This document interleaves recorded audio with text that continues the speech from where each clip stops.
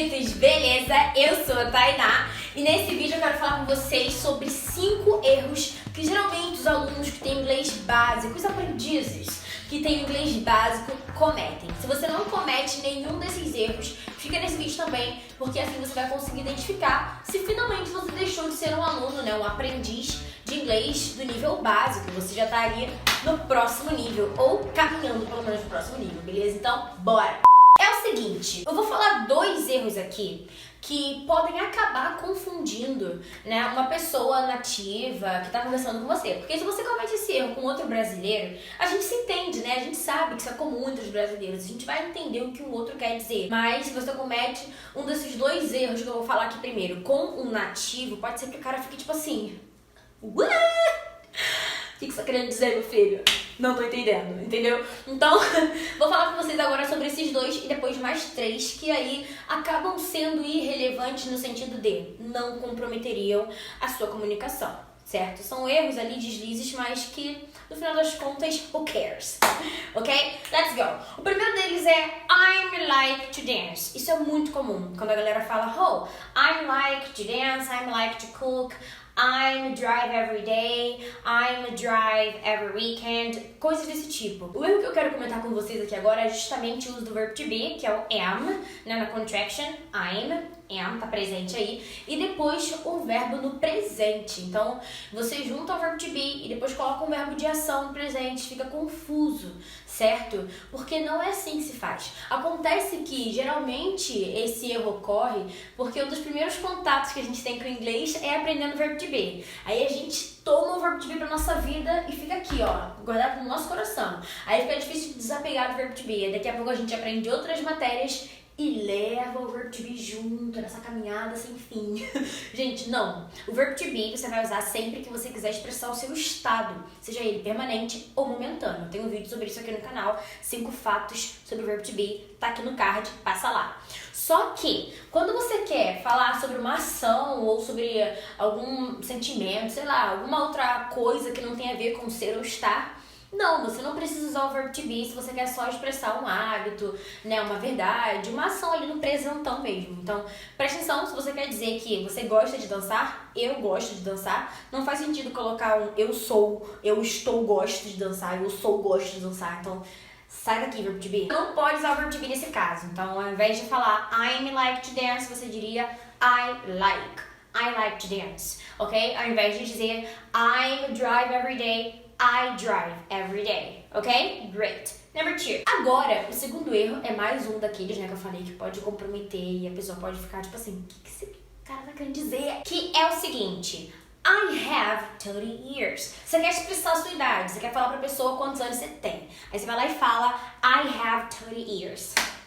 Oh my gosh, por que isso não funciona? Porque veja bem, quando você fala I have 30 years, que diga-se de passagem não é o meu caso, porque esta pele de pêssego não me deixa mentir que eu tenho 15 anos. Só que não. Então, quando você quer dizer a sua idade em inglês e você pensa em português, você acaba dizendo I have, porque na nossa lógica eu tenho. Só que um nativo não pensa assim. Ele não pensa que tem, que possui a idade. Ele pensa que está naquela idade. Daqui a um ano, essa pessoa vai estar em outra idade. Por isso que eles usam o verbo to be e não o verbo to have, que indica posse. Então, faz sentido, né? I have 30 years. Wrong. I am 30 years old. I am 30. Ou você fala I am 30. E aí para por aí, ou você prossegue e fala I am 30 years old, I'm 30 years old. Porque você tem que dizer, né, I'm 30 years, você diz, poxa, anos de quê? Anos de idade, 30 years old, ok? Tem que especificar anos de quê que esse negócio aí, ok? So, cuidado com essa pegadinha aí. Mistake number 3, Não, agora a gente vai. Agora a gente vai pro erro de número 3, bora! Esse terceiro é o seguinte, mais uma vez, esse queridíssimo have vai nos acompanhar.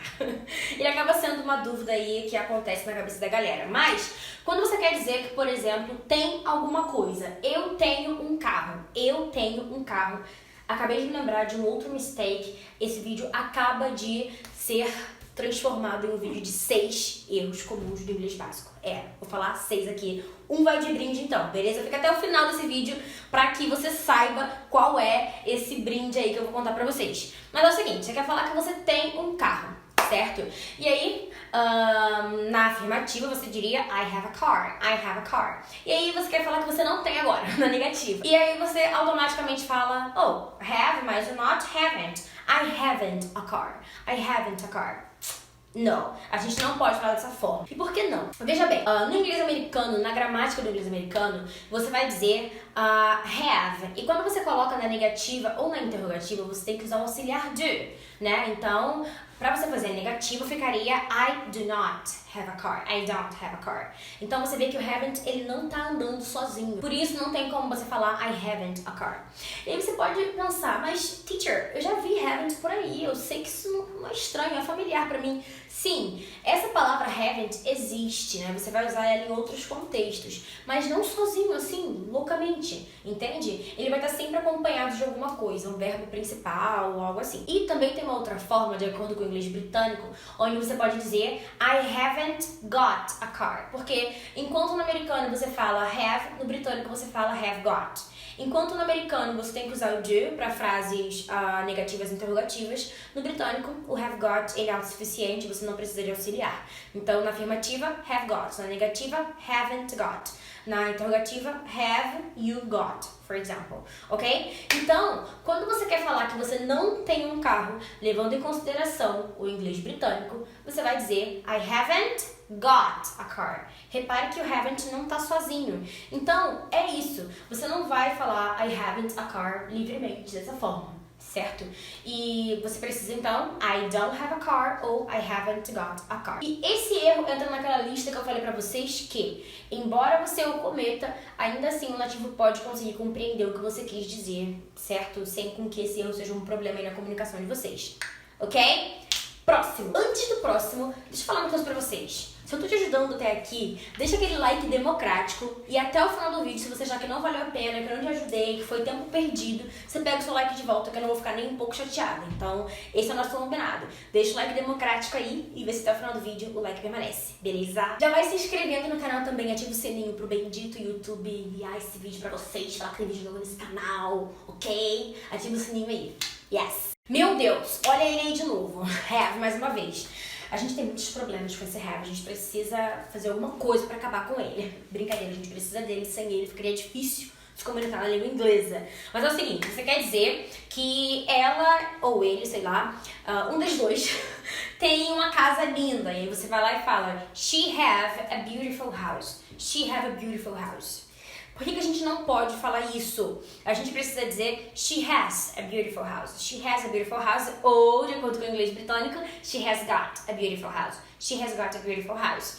Nesse caso, galera, a gente não pode dizer she have, porque na conjugação verbal, quando chega no he, she, it, a gente flexiona diferente, né? Então, I have, you have, he, she, it, has. He, she, it, has. We, they, have. Aí volta pro have de novo e tudo certo. Então assim, cuidado, porque acontece realmente de algumas pessoas acabarem falando she have, he have, e aí não cai legal. Um nativo ainda assim entenderia o que você está querendo dizer, ficaria um pouco Tarzan, mas ele ainda assim entenderia o que você está querendo dizer, ok? Belezinha. Próximo agora vamos pro quinto mistake. E é o seguinte, quando você quer dizer, por exemplo, que ama alguma coisa, ou então, ai, amei, alguém te deu um presente, alguém te deu um mimo, aí você vai lá e fala, nossa, amei. Quando você quer falar isso em inglês, acontece que alguns brasileiros acabam falando I love, period. Por que isso não pode acontecer?